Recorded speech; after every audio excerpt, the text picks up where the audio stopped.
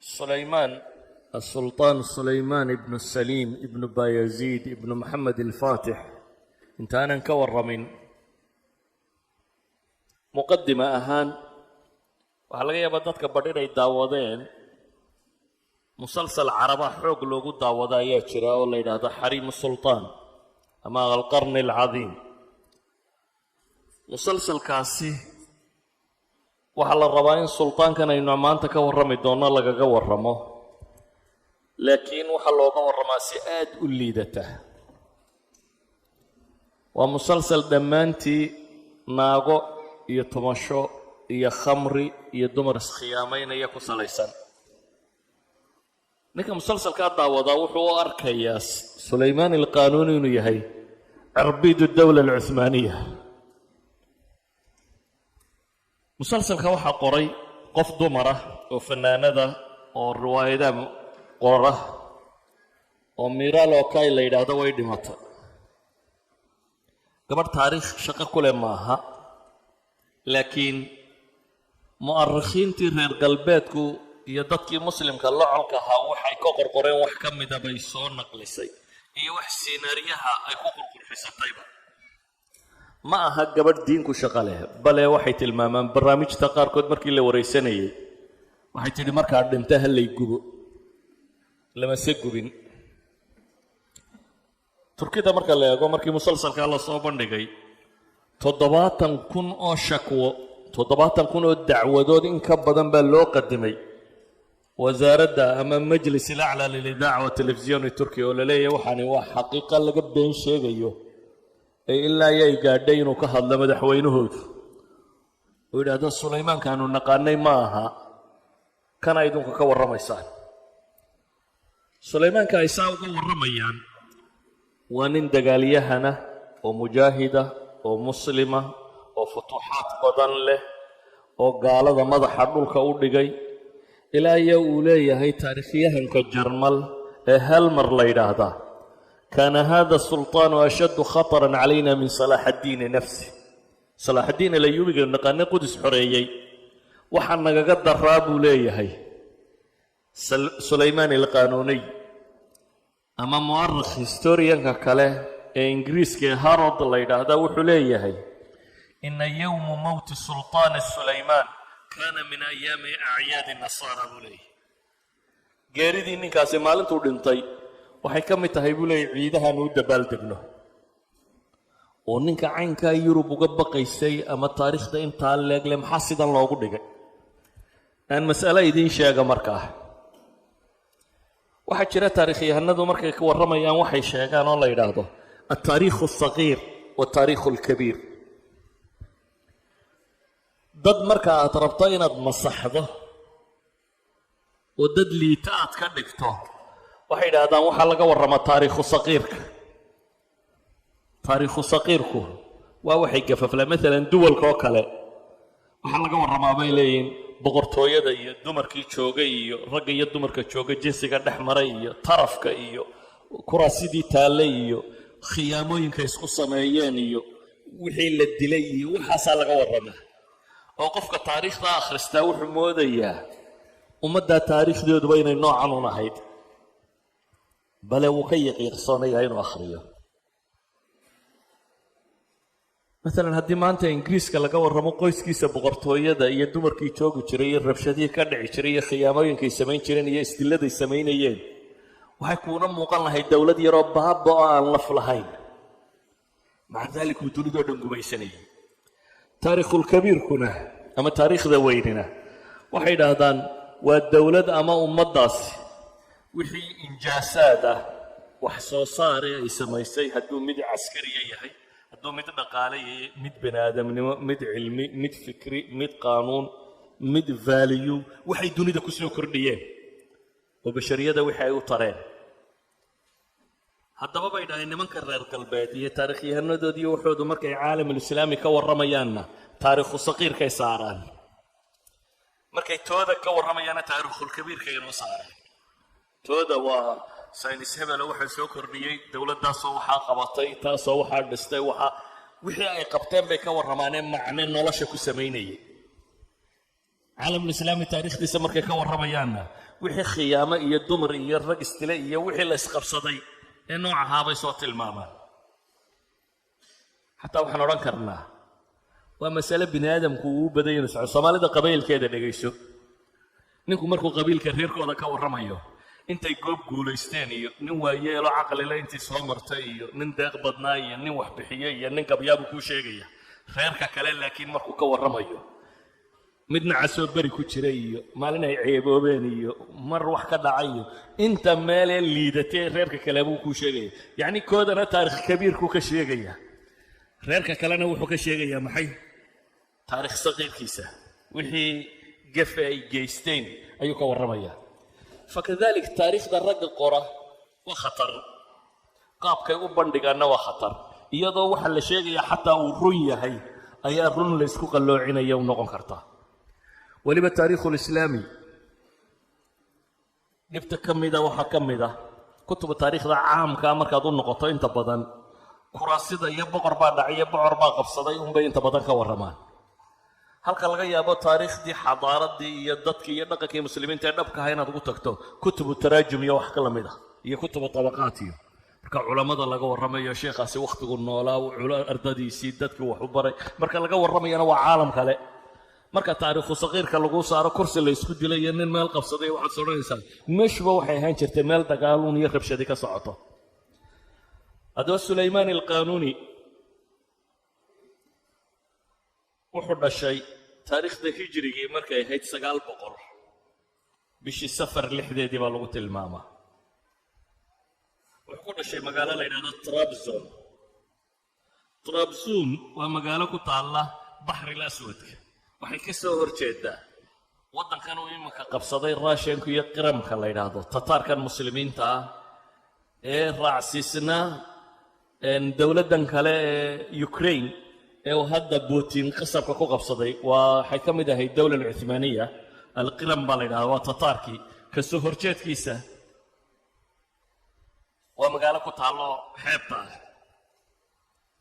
waxa uu abbaa yaziid athani aabihii waa sulaymaan aabihii waa saliim awowgiina waa bayaziid athani bayaziidna waxaa aabihii ah moxamed alfaatix ninka macruufkee la yaqaano istanbul ninkii furtay waa sulaymaankan awowgiisa labaad trabzon markuu ku dhashay waxay yidhahdaan aabbihii isagoo kitaab haya ayuu inankana u dhashay dabeetana tayamunan qoys boqortooyana way ahaayeen isagoo ka barakaysanaya u bixiyey sulaymaan nebi sulaymaan iyo meelahaas inuu u ekaado oo kale ayuu sulaymaan ula baxay trabzon waa magaalo qola comninos la odhan jiray oo caa'ila dowladihii byzantiyiinta ahayd ay samaysteen siiba markii istanbul ay ka qabsadeen dowladihii laatiinku ay ka qabsadeen byzantiyiinta nimankii la odhan jiray waxaanay ka mid tahay dhulkii uu furtay moxamed alfaatix ninkaa istanbul furtay ayaa magaaladanna hore u furtay wuxuu ahaa wiilka qudha ee lab ee uu aabbihii dhalay saliim inan kale ma lahayn hablo badan buu la walaalahaa ninka kale waxay idhahdaan wuxuu la koray wiil qaadiga madiinadu uu dhalay oo ay saaxiib ahaayeen qaadigaas oo nin caalim oo caalimudiin mutasawwifa ahaan jiray oo la yidhaahdo yaxya ibnu cumar afandi waxaa macallim u ahaan jiray khayrudiin afandi nin sheekhoo caanoo la odhan jiray 10 jir meelaha markuu gaadhay dhaqankii ay lahaayeen waxay ahayd ilmaha boqorrada marka la gudayo waxaa loo dhigi jiray xaflad 10 jir markuu gaadhay baa xaflad loo dhigay aabbihii aad buu u danaynayay markii uu qaan gaadhay kadibna awowgii baa waxaa loo weydiiyey in isna gobol loo dhiibo dhallinta markay 20 jirrada ku dhadhow yihiin ayaa gobollada yaryar la geyn jiray si ay u soo tababartaan oo maamulka ugu soo tababartaan marka aabbihii oo trabzon haysta ayaa wuxuu wiilkiisa awowgii uga codsanayaa inuu isna meel loo dhiibo aabbihii saliim bayaziid inamadiisa yaryar buu ka mid yahay ninka weyno axmed la yidhaahdaa jiro isuu dhigaya inuu isagu boqortooyada qabsado markay cabbaar laysku celceliyey akhiiran kafa meel la yidhaahdaa maamulkeeda loo dhiibay. kafi qiramtaasay ka tirsantay markaa. waa meeshii koowaad ee sulaymaan uu madax ka noqdo. kafa markuu joogay muddo, markaa aabbihiina gobolka ka soo hor jeeda ayuu haystaa, awowgiina waa boqorka waddankao dhan. aabbihii hunguri baa galay boqortooyada siduu u qabsan lahaa, isaguna dhaxal sugihii rasmiga aha maaha. aabbihii ciidamuu kaxaystay isagoo 30 doonyood xawaalays wata ayuu u gudbay xaggii inankuu gobolkii u haystay qiram. gobol wuu isku dayay inuu isku qabsado. isagii aabbihii baa yaziida dagaal baa dhex maray, dagaalkii waa lagu soo jebiyey. laakiin aabbihii waxay wada socdeen inkishaariyiinta nimanka la yidhaahdo. raalli ahaad ah taariikh haddii laga warramayo waxa fiican qofku inuu sawir guud haysto. magacyada tan iyo magaalooyinkan aan akhriyi doono iyo waxaan oo dhammina waa wax wada jadiida. maalan kafadan sheegayo iminka fiidosiya la yidhaahdaa. waagaa waxay xukumi jiray laba xoreeyo janawadan talyaaniga boqortooyo ka jirtay baa meesha xukumi jirtay oo laga xoreeyey. magaalooyinka aynu sheegi dooniyo waxaasoo dhamma wax idinku cusub baa laga yaabaa inay noqdaan.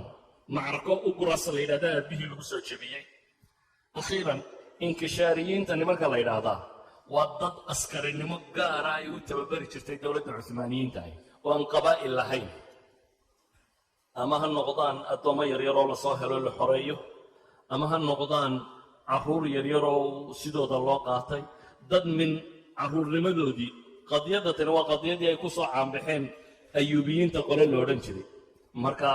dad yaryar oo militarinimo loo tababaro. dawla mamaaligta maqashaane 276 sannadood talinaysay waa nimankanoo kale ay ahaayeen. waa dad loo tirengareeyey askarinimo aan qabaa'il la shaqo ku lahayn iyo reeraha haysayoo dhan. inkishaariyiintaasi waxay raaceen saliim. dabeetana odaygii baa la inqalaabay baa yaziid ahaa. boqortooyadii saliim baa qabsaday. sulaymaanna dagaaladaa kama qayb geline gobolkiisii yaraa ayuu iska joogay. markii uu qabsaday ayaa aabbihii wuxuu dagaalla la galay walaaladiisii kale ay ishayeen iyo wixii oo dhan. laakiin wuu guulaystay un calaa kulli xaal inuu waddanka qabsado. inankii sulaymaan ahaa waa loo yeedhay. istanbul baa la keenay, waa la soo dhoweeyey. aabbihiiba hadda boqora. dabeetana waxaa la geeyey magaalo la yidhahda manisia waa sanjaq markaad maqasho afkii turkiyada hore waa wilaayaadka, waa gobol nin maamulo. waa magaalo u dhow izmir magaaladan la yidhaahdo. odayga baayaziid la odhan jiray baana guri boqortooyo ka dhistay. inta badanna waxay ahaan jirtay dadka waliyul cahdiga noqonaya meelaha lagu sii tababaree dowladda ka agdhow istanbul agteeda ah. manisia la keenay marka. manisa meesha la yidhaahdo halkii hore ee kafa 3 sannadood buu xukumayey. intii aabbihii madaxweyne ahaana wuxuu xukumayey meesha tan. ninkani wakhtiga uu dhashay sulaymaani waa markii andalus laga soo saaray muslimiinta 1492 meelahaasaa laga soo saaray. sina 1495 meelahaasuu dhashay. waa wakhti muslimiinta galbeedka laga xoog batay. dowladaha reer galbeedkuna ay xoog bateen. wakhtigaa waxaa jira markaa 2 dowladood oo aad u xoog badan oo baxriyada leh, ciidamada badda ugu tirada badan leh haysta.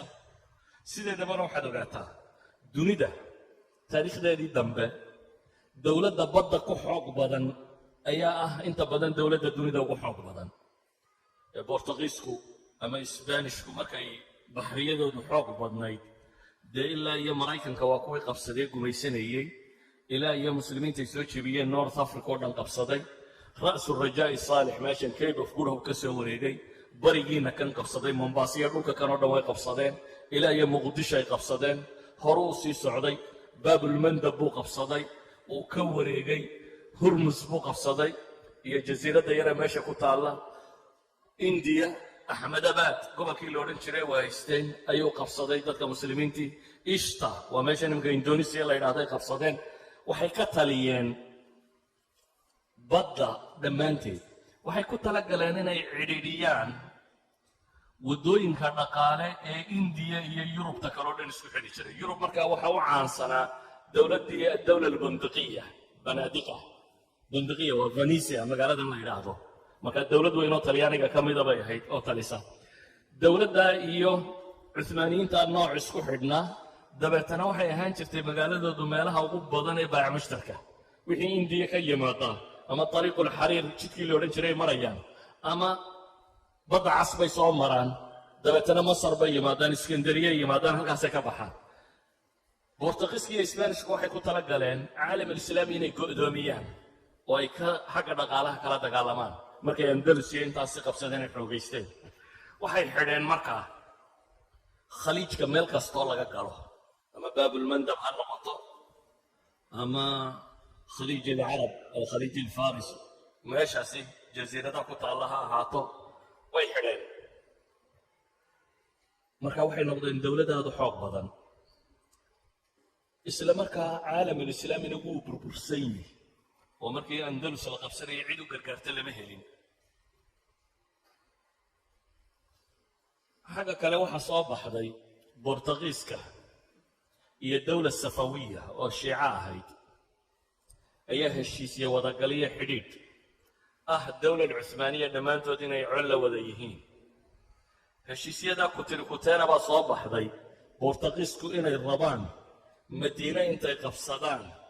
xabaasha nebi maxamed inay lafaha kala baxaan ama nebiga calayhi salaatu wasalaam dee ciidamo cuntay inay la baxaan nebi maxamed jidhkiisii inay meesha ka qaataan oo inta la geeyo yurub lagu gorgortamo bayt almaqdis in la soo celiyo bayt almaqdis gacanta muslimiintu ku jira dowla almamaalik baa haysataa marka in dib loo soo celiyo bayt almaqdis waxay u mareen dariiqa dowla alcuhmaaniya xaggan haddaynu jebin kari weyno kuwan baa jilicsanay intaynu xaggan marro in lala baxo ee nebiga calayhi salaatu wasalaam qabrigiisi dowla safawiyana way kula heshiiyeen baa la sheegaa warkaasina wuu soo baxay odaygii dhalay sulaymaan alqaanuuni dagaaladii yurub muu bilaabin ee wuxuu u soo jeestay horta inuu caalamulislaami mideeyo dabeetana uu bortugiiska ka hortago isagu go-aankaasuu qaatay kadib dagaal buu qaaday wuxuu ku qaaday labadii dowladood ee meesha ka jiray mid waa dowlat almamaalik ee masar haysatay masar uu qabsaday iyo dimashq iyo xalab iyo intaasoo dhan uu qabsaday dagaal labaad buu qaaday dowla safawiya dowla safiya wada maqashaan waa eeraaniyiinta tan eeraaniyiintani waagaa dowlad xooggan bay ahaayeen ilaa georgiya armeniya ilaa iyo baxri alqaswayn ayay ka telinayeen asalkoodu waa nin la yidhaahda safiyaddiin alardabili ardabil magaaladan la yidhahda waa eeraan gobol ka mid ah ardabil magaaladu weli waa jirtaa magaaladan nin wadaadoo suufiya oo joogay ayaa dariiqo sameeyey safawiya la yidhaahdo suufi shaaficiya buu ahaa madhaba shaaficiyada haystaa dabeetana dariiquu sameeyey dariiqo xamaasad badan bay ahayd aad bay u faafeen way ballaadheen dariiqadii waxay qabsatay berigoo dhan iyadoo madhabkii ahlu sunna weli rumaysan inan waa awoowo ahaa alkhoja cali la yidhaahdo ayaa shiico noqday dabeetana dowladdii waxay isu beddeshay nin siyaasiyuu noqday dowlad buu qabsaday shiicuu noqday raafida itnay cashariyadu ku biira marka waa jaddahu alkhaamis ashaah ismaaciilka safawiga ee muslimiinta qasabka ku shiiceeyey awowgiisii shanaad buu noqonayaa markaa safiyadiinku meeshuu qabsadeen dowlad ballaadhan bay noqotay ahlu sunnuhu laayey qasab wuxuu kaga dhigay eeraan 5 qarni horteed muslimiin ahlu sunnaa bay ahaayeen inta madhabka yara shiicadii labada eeraan wuxuu ka yimi lebnan madhabka lebnaan baa u culamo ahayd eeraan tatan iminka ay cagsiga tahay dowla safawiya markay qabsatay qasab bay ku shiicaysay muslimiintii ama waa lagu dilayaa ama shiico xaggaana qasab baa lagu kiristaameeyey wixii xaggaa xigay saliim alqaanuun saliim ninka loo yidhaahdo oo ah sulaymaan aabihi reer galbeedku markay dacaayadaynayaan waxay u bixiyaan saliim the grim bay yidhaahdaan saliimkii caabiska ahaa nin adag buu ahaa baa la yidhaahdaa faransiiskana waxay yidhahdaan saliim la tribal saliim alrahiib wuxuu bilaabay inuu caalamulislaami mideeyo markaa wuxuu qabsaday masar iyo dowla almamaalik oo dhan jaaldariin caraka la yidhaahdo ballaadha buu safawiyiintii ku jebiyey ilaa iyo caasimadoodii buu qabsaday kadibna dowladdaa ballaadhan intuu dagaaladan ku soo jiray sulaymaan alqaanuuni wuxuu u diri jiray adirna wax waliba malaa inaan sharxaabay u baahdeen adirna waxaa la yidhaahdaa waa magaalo ku taalla qaybta yurub ee turkiga qayb baa jirta yurubiyana oo istanbul baa qaybisa oo badhna yurub iyo badhna xagganye marka gobollada yurub oo rumiliya baa la odhan jiray rumiliya markii dambe waxaa soo hoosgeli jiray baltiiqan oo dhan yani waxaa soo hoosgeli jiray maxaa la yidhahdaa bulqaankan u jeedaay oo dhan montenegro iyo serbia iyo bosnia iyo maxaa la yidhahdaa macedonia iyo waxaasoo dhan baa soo hoosgeli jiray markii dambe rumelia qaybta bulqaanka turkigu magaalada koowaad ee u kala wadaagay gobolkaa xukunta adirna la yidhaahdaa si aan dagaaladii yurubiyanku u soo guurin ayaa sulaymaan alqaanuuni aabihii wuxuu u diray intuu dagaalada xaggan ku maqan yahay inuu isaguna joogo maxay waqooyiga qaybta yurub inuu joogo xuduudda waddanka ilaaliya xagga waqooyiga odayga saliim ahaa saliim alawal baa lagu tilmaamaa ilaa 8 sannadood meelahaas buu xukunka hayaan filayaa markii dambe isagoo sii socda adirnadii ku socda jurlo magaalo la yidhaahda maraya ayaa ama daacuun ama sun waxbaa ku dhacay uu dhintay dhakhtarkiisii baa qariyey geeridiisa markaa wasiiradiiyo quraa loo sheegay biir maxamed baasha iyo axmed baasha iyo mustafa baasha saddexdaa wasiir baa loo sheegay dabeetana waxay go'aansadeen in la qariyo geeridiisa ilaa iyo inta uu sulaymaan istanbul ka tegayo ee boqortooyada ka qabsanayo waayo jeeshka alinkishaariyiinta la yidhahda cabsi laga qabay had iyo goor boqorradu markay isbedelayaan khalkhallay samayn jireen marka intuu boqorku ka gaadhayo caasimadda in la qariyo ciidamadii cidna looma sheegin sulaymaan aqa nin la yidhaahdaa la diray waxaa la yidhi u tag sulaymaan u tag u sheeg aabihii inuu dhintay istanbul la qabadhe adirnuu joogay waa ka tegey istanbul buu tegey markuu maanta oo kale istanbul galay ayay berriyoo kale maydkii aabihiina la keenay yani markuu dowladdii la wareegaa berriyoo kale maydkii aabihii la keenay oo ay la socdaan nimankii madaxda ahaana sebtembar dabayaaqadeedii baa lagu tilmaamaa adigu 30kii sebtembar meelahaas bay ahayd meeshii buu qabsaday boqor buu noqday sulaymaan maxaynu ka sheegnaa markaa taariikhdu waa duruus aad u qaaliya laakiin waxaa aad aan suurtagal u ahayn 46 sannadood buu boqor ahaa waa boqorkii ugu dheeraa dowla alcuthmaaniya waa boqorkii tobnaad marka hore cuthmaan alawal waa cuthmaan ibnu artaqar allawa ninkii sameeyeyba dowladda cuthmaan alawal marka laga soo bilaabo isagu waa boqorkii tobnaad ee dowla alcuthmaaniya waa boqorkay ugu xoog badnayd dowladdiisu waxaa la tilmaamaa ninka kani 10 sano iyo dhowr bilood muddo lagu qiyaasuu goob dagaal taagnaa 10 sannadood iyo dheeraad ayuu goob dagaal joogay cimrigiisa intii badnayd bay yidhaahdaan markuu gaboobay mooyaane intii kale isagaa ciidamada hoggaamin jiray goob dagaalla wuu taagnaa wuxuu geeriyooday isagoo goob dagaal jooga oo magaalada la yidhaahdo siktivar waa magaalo ku taalla majar waa hungary koonfurteeda magaalo ku taalla qalcadaa isagoo xisaar ku haya ayuu geeriyooday noloshiisa intii u badnayd dagaal buu ku jiray 13 ghaswo 13 dagaal oo waaweyn oo caalami u qaaday intii uu waqtiga uu noolaa 13 dagaal buu qaaday oo taariikhda dunida wax badan ka bedelay waxay yidhahdaan intuu fariska fuushaanaayo soconayey 48,000 oo kilomitir buu faraskiisa ku jaray bay yidhaahdaan 48,000 oo kilomitir 48,000 oo kilomitir waa imisaad u malaynaysa dunida muxiidkeeda ma taqaanaa ninka intuu Mombasa ka baxa xagga bari u kacay galbeedka ka soo gala inuu socdaad u malaynaysa waa 40,000 oo kilomitir waa 40,076 kilomitir meelaa weeyaan that means Sulaymaan al-Qaanuuni fars isagoo fuushan buu dunida ku soo wareegay weeyaan intaas goob dagaal buu taagnaa uu soconay oo faraska u fuushana waxay yidhahdaan wuxuu ka taliyey oo ciidamadiisu bariya galbeedba u mareen saddexdii qaaradood ee dunida markaa la yaqaanay dunida markaasi maraykannadan inaynaguma xidhnayn Australia iyo waxaanina wax buuran ma ahayn oo la garanayo dunidu saddex qaaradood unbaa markaa bini aadamku boqortooyin ku dagaalami jireen waa Afrika Asia iyo Yurub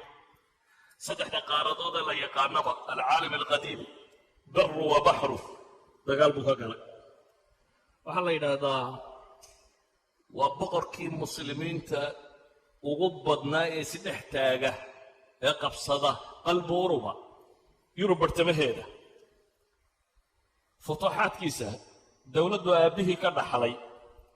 aabihii markuu caalamul islaamigii dhawaan mideeyey buu dhintay intiisii ugu badnayd markuu mideeyey aabihii laakiin dawladdu ka dhaxlay ilaa 6 milyan iyo badh kilomitir bay ahayd 6.557 square kilometers bay ahayd baa la yidhahdaa Sulaymaan al-Qaanuuni dawla al-Cuthmaaniya markuu ka tegayna xawaalay 15 milyan oo kilomitir bay ahayd 15 milyan oo kilomitir oo murabbaca bay ahayd waxaa la yidhahdaa muddadii uu dagaalka waday dagaaladu isagu hogaaminaya hor socday 360 qalcadood iyo xusri buu furtay 360 qalca iyo xusuunta dhufaysadii iyo dhulkii la geli jiray waagii hore af Soomaali qalcad maxaynu ku idhahnaa waa saldhigyadan uu ku wareegsan yahay dhismo aan faras iyo ciditoona ka soo tallaabi karin waa dhismo dheer oo magaalooyinka waagii hore lagu wareejin jiray oo la iskaga difaaco fardoolayda iyo dagaalada cidda soo qaadayso dhan magaaladu cunno ku filan hadday hesho oo ay albaabka xidhaan cid walba way iska difaaci karaysa yacni dhulkii caynkaas qalaacdii ama xusuuntii ama dhufaysyadii la samaystay inta badanna magaalooyinka waaweyn baa lahaan jiray iyo meelaha muhimka ah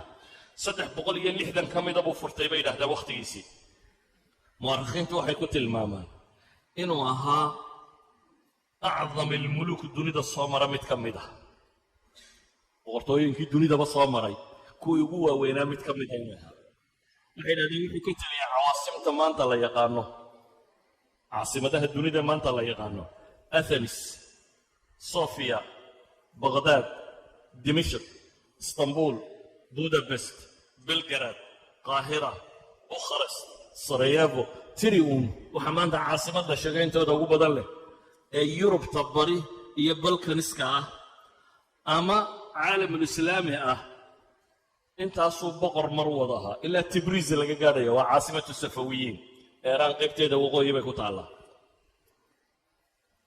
waxa lagu tilmaamaa waqtigiisii inay gaadhay dawladdii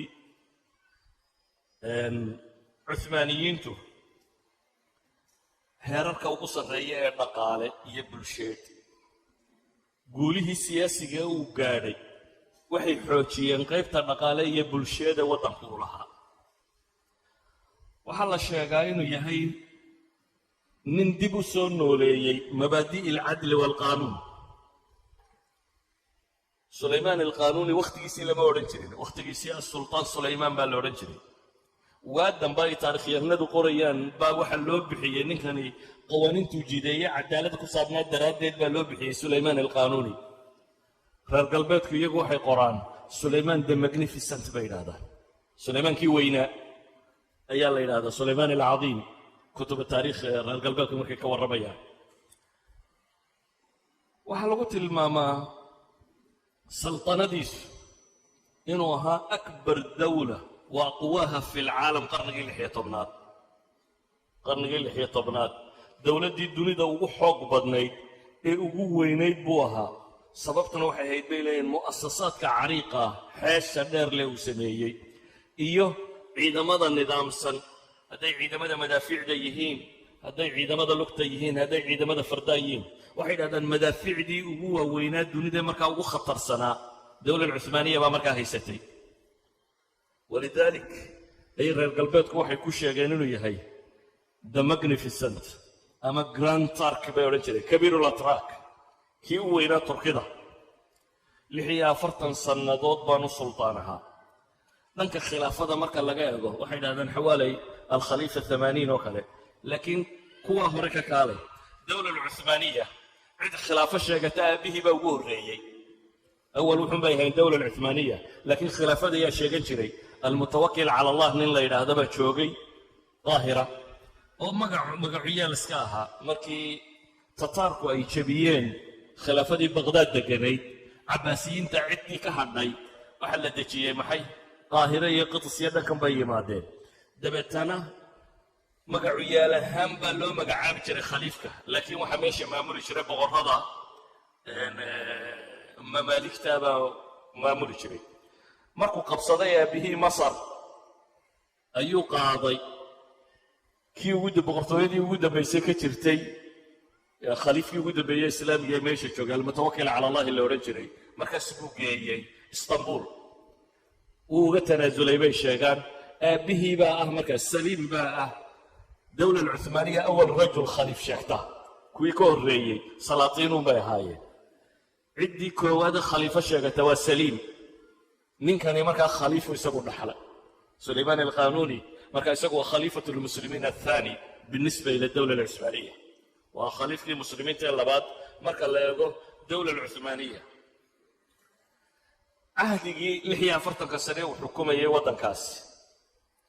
waxay ku sheegaan inuu yahay alcasru aldahabi lidowla alcuhmaaniya bay yidhahdaan. waa alcasri dahabi, casarkii ama wakhtigii dahabka ahaa ee ay soo marto dowladdaas. waxay yidhahdaan saltanadiisii waxa hunguri kaga jiray inuu dunidoo dhan qabsado, sidii wakhtigii dambe duwalka reer yurubkii ku fakerayeen oo kale ayuu isagu ahaa. marka la eego yurubta, boqorrada yurub waxay ahaayeen dad ka dambeeya boqortooyadiisii, oo waxaa la yidhahdaa yurub alxadiid ama modern yurub, iyo xuduudahan ay leediya waxa kan waxaa ka qayb qaatay samaynteedii bay yidhaahdaan wixii isagu geystay. dagaallo 13 uu qaaday, dhan walba wuu u qaaday. dhankan wuu soo socday ilaa iyo dhulkan xabashiduu qabsaday, jabuutu qabsaday, eritreyuu qabsaday, soomaaliyuu qabtay, yaman buu qabtay, cadan iyo ticis iyo qaybteedan hoose. wuxuu qabsaday maxaa la yidhahdaa sawaakin, waa waddankan suudaan la yidhahdo qayb ka mid ah. wuxuu xoreeyey oo bortugiiska ka xoreeyey manطaqadan loo yaqaana albaxri alaxmar. suqataruu qabsaday, oo intaasoo dhanba bortugiis buu ka kiciyey. cahdigiisu waa wakhtigii xaggan kalena axmed gurey uu ka dagaalamayey,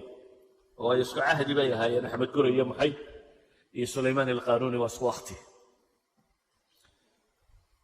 wuxuu gaadhay xad uu u kaco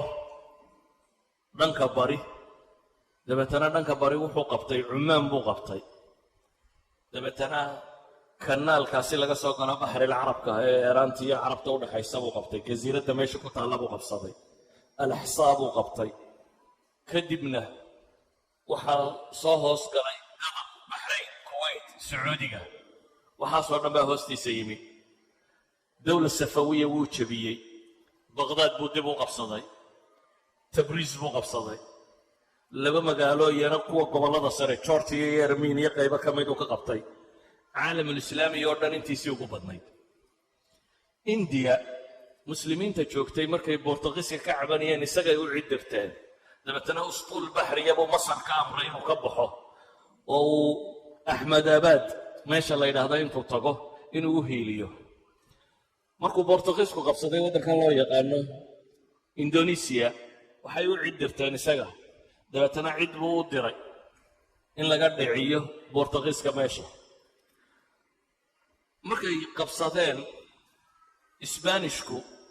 algeria iyo xeebaha waqooyi oo dhan cid buu soo diray wuxuu sameeyey ninkii loo yaqaanay khayraddiin barbaruus khayraddiin barbaruus waa garhcase nin baa jiray badda mediterraneanka la yidhaahdo ka talin jiray oo garhcase la yidhaahdo oo muslima oo ah hogaamiyihii usquulka baxriga ah ay leedahay dowla alcuthmaaniya qaraasinada badjiifka dhulkan badda dadka ku dhaca badnaa burcadbadeedda tiro badnayd caalamku burcadbadeeddu waagaa waxay ahayd waxa ugu caansare la sameeyo oo dowladaha yurub ciddii doon yar samaysan kartaaba intay doon samaysato ayuunbaa badaha la tegi jiro dadka la boobi jiray dabeetana si baddaa loo nabadgeliyo khayraddiin barbaruus baa loo soo diray ilaa iyo algeriyuu qabtay libyuu qabsaday tunisiya qaybaha ugu badan buu qabtay algeriyuu qabtay isbaanishkiibuu meesha ka eriyey waxa dhacday markaa way iska hor imanayaan dowladihii markaa dunida ugu xooga badnaa maalan yurub markaa waxa u xoog badan ali habsburg boqortooyinkii habsburgka waa maqasheen baan u maqlaynaya waa boqortooyo cariiqa xeel dheer boqortooyinkii ugu dhaadheeraa ee yurub ka taliya ka mida asalkooduna waa namsaawiyiin namsa waddankan usteria la yidhahday deganaan jireen waxaa jira nin ka mid ahaa boqortooyada oo sulaymaan markuu 1520gii meesha qabsanayay bil kadib mise bil ka hor meelahaasi ayaa isna madax laga dhigay waa ninkan loo yaqaano charles ama carlos ama carol ama sharel khan afafka reer yuruba qoloba si u qortaa waa charles the fifth wuxuu dhaxlay dhowr boqortooyo kow nin aala haasbeerka weeyaane boqortooyadii namsuu leeyay islaan u hooyo ay yidhaahdaan way waalatay majnuunatu qashtaala la yidhaahdana habartii muslimiinta ka soo saartay andalus ayaa dhashay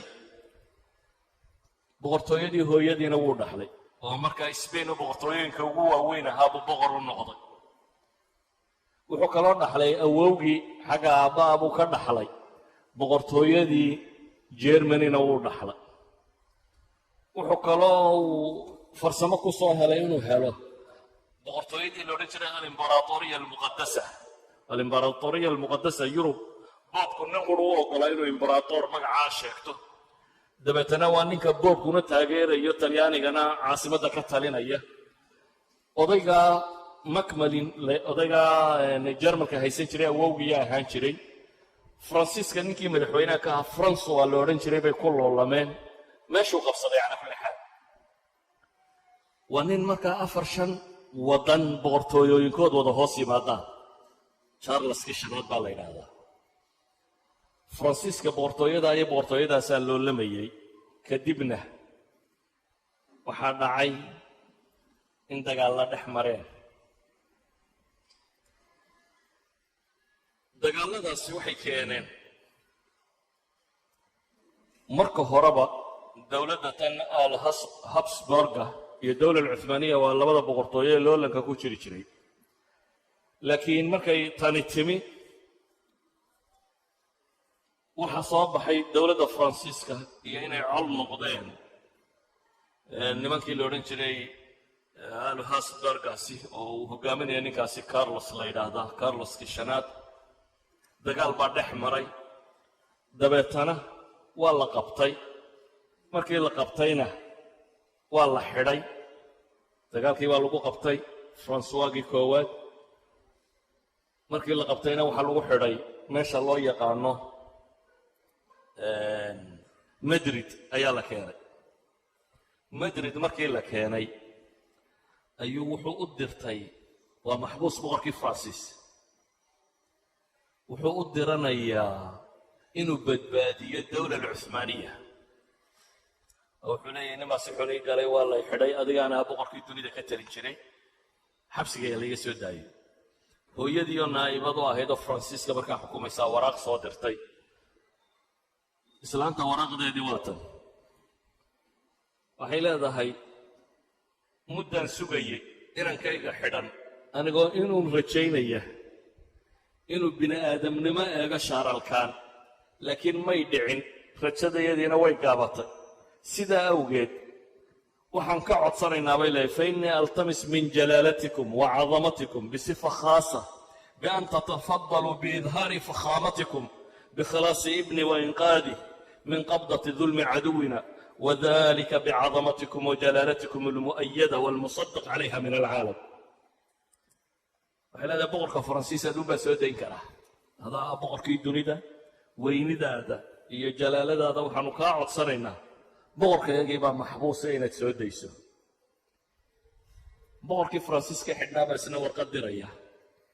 وحلي إلى حضرة حاكم وسلطان البلاد والممالك من أنحاء العالم المعمورة waxaan waraaqda u qorayaa buu leeyahay boqorka iyo taliyaha ka taliya dunida inta la degan yahay baa ninka madaxda u ah السلطان المعظم والخاقان المفخم الذي هو ملاذ جميع المظلومين buu leeyahay boqorka ah dunida inta dulmani ninka ay xaggiisa u cararta buu leeyahay أعرض على حضرتكم ما في القلب waxaan naftayda ku jira kuu soo bandhigayaa oo waa maxay فرديناند مركا فرديناند وشار الكال ولالكي او مجر هنغري كتالينيا فرديناند وملك مجرة مركا ويررتين شار الكالنا انغو نغا ارغوستي بوليا انغو نويرر بقر كان كايدو ويررتين بوكان انغا نغا ارغوستي دبتنا محبوس بانهاي فضلغاغا اون iyo waxtarkaagun baan sugaa buu leeyahay qiyaas France oo katolika hogaamisa boqortooyinkii waaweyn ka mid ah oo boqorkeeda maxbuuska waa boqorka kale oo waraaq u diraya Istanbul oo safiir dhan la dirayo oo waraaqda loo dhiibayo oo hooyadiina waraaq soo qorayso oo safiirintu la lugeeyo loo geynayo Istanbul soo boqorada u sii daayo فرانسيسكا سفير كسعودي مركو ينمو وحيري الهجوم البري والبحري ضد الكارل الخامس سينقض الملك الأصيل وإلا فإن كارل الخامس ستزداد قوته ويشتد صاعده بالمعاهدة التي سيعهدها معه الملكان حليه هي الملكان هدي أنا بقر كاوير قاضي بولي بدي يبري بله حتى قاضه بقر كيجي ولا سودين إياه haddii kale waxa dhacaysa bay leeyihiin boqorka iyaga uu xabsiistay inuu jabo oo mucaahado iskala galo oo Yurub oo dhamayso ka raacdo ee dantu adeeg ugu jirta ay ka gaadhuulay wuxuu ugu jawaabay Sulaymaan al-Qaanuuni wuxuu ugu jawaabay kow waraaqdu waxay ku qorantay marka hore cinwaanka madaxtinimo uu sheeganayo ana sultaan as-salaatiin kabiir al-muluk ana alladhi atawajj al-muluk dhill Allah fi al-ard أنا سلطان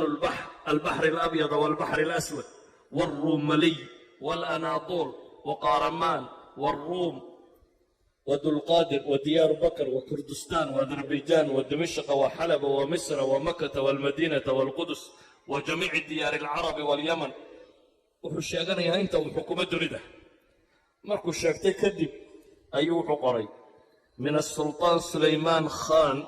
ابن السلطان سليم خان ابن السلطان بايزيد خان إلى فرانسيس ملك ولاية فرنسا ملك ولاية لك فرانسيس أردن حكومة وحلقة يا محي ملك ولاية فرنسا أقول لي هو صقري أنا سوق على يقول لي وركي فرنجا باي إرجع قد صدرت فرنجا باي لي هذا رسالة دي قريت يتي أفكما هي ونوك أنا يقول لي وانا نرى شيء عدوي نصيده كوغلي iyo inaad muxaasir tahay waanan fahmay inaad u baahan tahay kaalmadayda iyo inaan kuu gargaaro waxaasoo dhan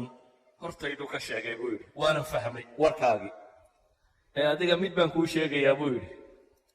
wax weyn maaha buu yidhi in boqorrada la xidhaaye horta murugada iyo niyadjabka iska ilaali buu leeyahy waa la xidhay wax laga calaacala maaha buu leeyo ninka calaacale فلا تحزن ولا تهتم فإن آباء الكرام بمركاليه وأجداد العظام نور الله مراقدهم لم يكونوا خالين من الحرب لأجل فتح البلاد ونحن أيضا سالكون على طريقهم وفي كل وقت نفتح البلاد والقلاع الصعبة الحصينة وخيولنا ليلا ونهارا مسروجة وسيوفنا مسلولة فالحق سبحانه وتعالى ييسر الخير بإرادته ومشيئته وأما الأحوال والأخبار الأخرى فسيبلغكم بها رسولكم. وكل ليه هي waxaan kuu sheegayaa aabbayaashaydii sharafta lahaa iyo awowyadaydii waaweynaa ilaahay xabaalahooda ha nuuriye dunida waa furanayeen. anna waxaan kuu sheegayaa buu leeyahay sidii faraska iyagu inuu kooraysan yahay seeftayaduna u baxsan tahay ilaaha weyn baana khayrka fudaydiya buu yidhi wixii wale hoosana waxaa kuu sheegi doona buu yidhi rasuulkaaga wixii wale hoosana ergeygaad soo diratay ayaa kuu sheegi doona buu leeyahy. yacni waxay tilmaamaysaa salaatiinta yurub ayaa ahaa kuwa u geeya maxaa la yidhaahdaa kuwa u geeya jisyada kuwa u geeya markii maalan madaxnimada la saaraya isaga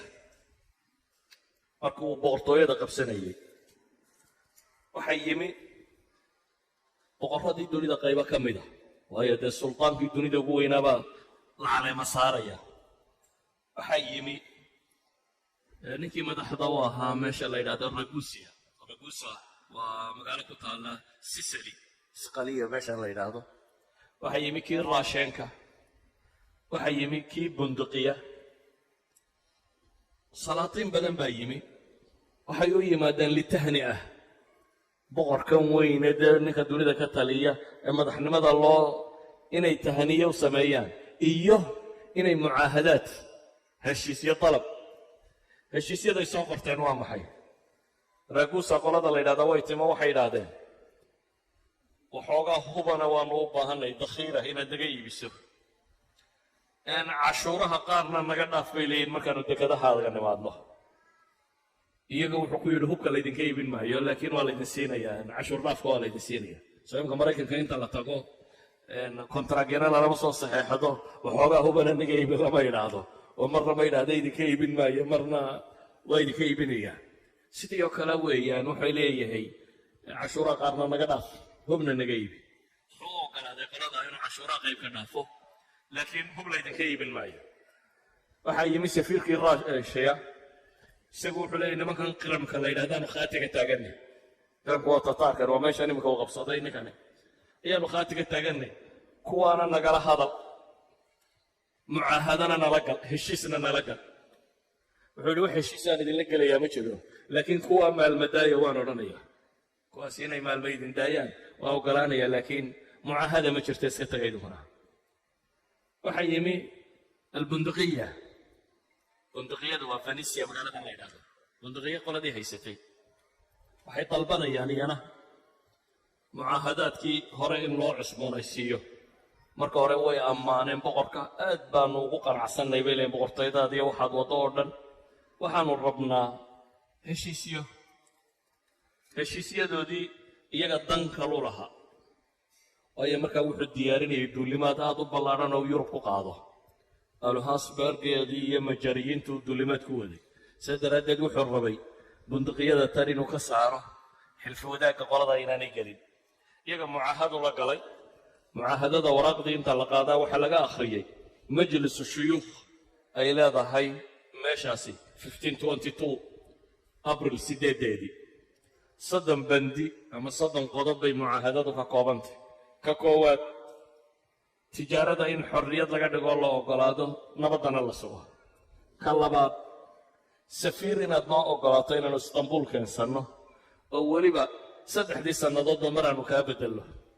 safiirku safiir daa'ima maaha every 3 years in la beddelo. wax allaaliya wixii kaa soo baxsada inaynu soo celinno. dadka badda dhibtu ku haleesho inaan wax dhiba loo geysanin. wixii dhinta ama mutahamiinaga soo yaaca in laysu celiyo. nimanka banaadiqadii ama dowladdiinnaasi waddanka istanbuul gudaheeda inaydan waddanka turkiga gudihiisa inaydan socon karin ilaa warqad dhaqdhaqaaq safiirku idin siiye mooyaane. waddanka gudihiisa warqadda dhaqdhaqaaqa ee safiirka ayuunbaa ka qaadan kartaan. waxay codsadeen north africa intaanay muslimiintu xukunto in loo ogolaado inay la baac mushtarayn karaan waxay aqbaleen wixii doona tijaare ay leeyihiin istanbul inta la keena in la baadho marka hore waxay sido la ogaado waxa ay sido waxay aqbaleen 5,000 ilaa 10,000 oo dahaba dawqiya dahabiya ah oo jizya inay sanad kasta ka bixiyaan labada jasiiradood Qubrus iyo Zantana dawladda Uthmaniya loo keeno mucaahadad soddon bandi ka kooban buu qoladan la aqbalay waayo bay leeyihiin boqorku wuxuu u baahnaa dagaalada uu qaadaya inaanay qoladani qayb ka noqonin oo ka soo qayb gelin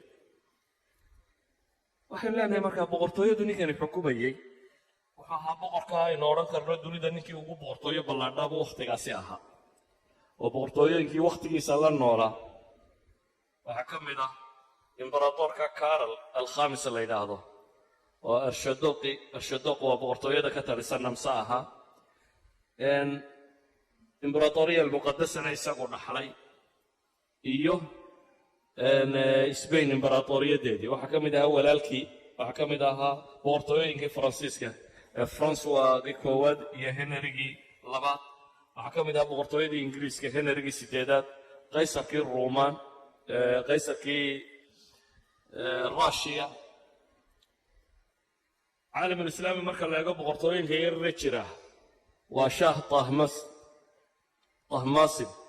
شاه طهماسب كو إسماعيل السفوي جي وضيجي هراء السليم وشبيه ينكي سويا هي همايون البابري وانكي حكومة يمكاين دي الدولة المغولية كصهري بابرك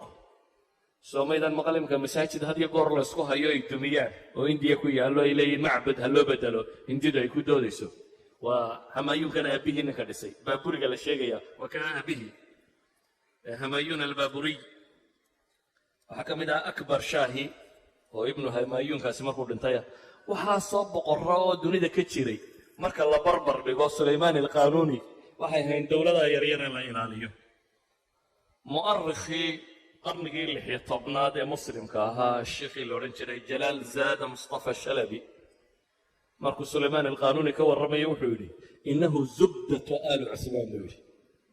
الدولة العثمانية الزبدة دي معيد ونكم بوها بيولي صدح شيبان وقوعان بحي بيولي العدالة أو دتك عدالة سماية هي حماية الشعب والسعي على مصالحهم شعبك إلى الانتيس هي مصالح دولة قود إنو دوره هي صفة الفاتح العالمي إنو أها نن فرشة بدن أحيانا سليمان القانوني وحوها من قبياية وقبيقة كفيعا وحوها من لغة عربية هي لغة البيرشية هي لغة الأتراكتة سيبا لهجة تتارية هي تركية سيبا أفرتا لغة النسي في عمي قانبوها بينها وكوينا قبيدي ساعان كي شقا وحكمدا قبي ولي مركي ترجمين وحكمدا إن سجادة تكفي الصوفيين 2 ولكن العالم كله لا يكفي لملكين بيد هل سجادة لما وداد الصوفيا واسكيغا فلان تيبيد لكن تريد أن لما بقركم في الله بلي يوا يوترنا يعني عالم السياسة هم قرية يالا هي عالم الزهد انت داقي كرتبو تلمامي أحد يسيب الله قرأي قانون كي وقبضنا يودنكو إلى الدولة العثمانية يدعي سيكون رقمية قانون كي سوحو كقوبنا بالنا فتاوي العلماء ولذلك قصص كعجيب كشجاع وحكمده مركو دمنيي أيولي صندوقها لا إله أصلا شيخ الإسلام كي أها مفتي الدولة أيوحولي صندوقها أرمي وح قيمة له كتيرة هلا فرو لأن إن هذي مجوهرات يوح مغنك سنة كتيرة إن حبال الجلية ما هي صندوقها نوجان بيقولي وح كتيرة هلا فرو ميتكيس يوم ماشي يلا صندوق يلا فرق صندوقي واحد لو تجي